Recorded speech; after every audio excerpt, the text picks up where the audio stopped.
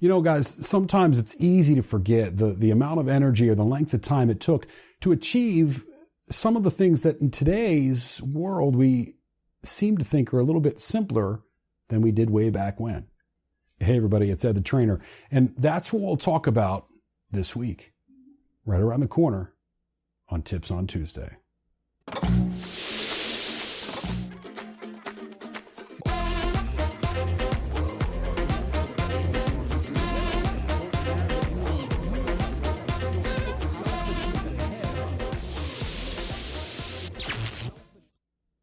So a couple of weeks ago, we were sitting around the kitchen with my kids, and my youngest, who's almost now 5, was demonstrating to the rest of the family how well he could count first to 10, then to 20, and then to 30. And over a couple weeks of time, he developed better and better and better and was just blazing through 1 through 10, 1 through 20. And my older kids, my older son and daughter, were very supportive at first, but then began to demonstrate to him how easily that they could count to 100 by 5s, by 2s, count up to 1,000 by 10s.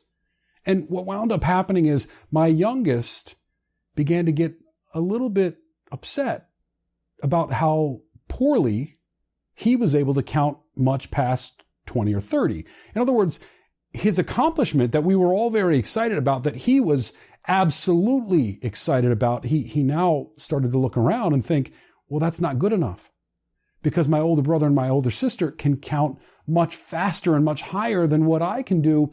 And we had to remind him that he was at a different stage. And in particular, we had to remind his older brother and sister the same, that when they were almost 5 or they were 4 years old, that they too struggled to count to 10, to count to 20, to count to 30.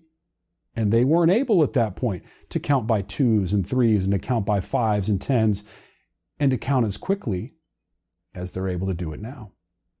And it reminds me that even in today's world as adults, a lot of times we're spending looking around us, looking to see how other people are doing as compared to where we are. And we forget that oftentimes what we're seeing is a result of their hard work, their effort, their commitment to achieve the results that maybe we're looking at our own and saying, well, I'm not quite as far as I want to be. And we have to remind ourselves, we really do have to remind ourselves that it's a work in progress. We're all a work in progress. And that at some point down the road, if we continue to work hard and we continue to focus on what we'd like to achieve, we may look back and think, man, how simple was that? I didn't really have to go that far at all, although right now, currently, it may seem like an enormous mountain that we have to scale.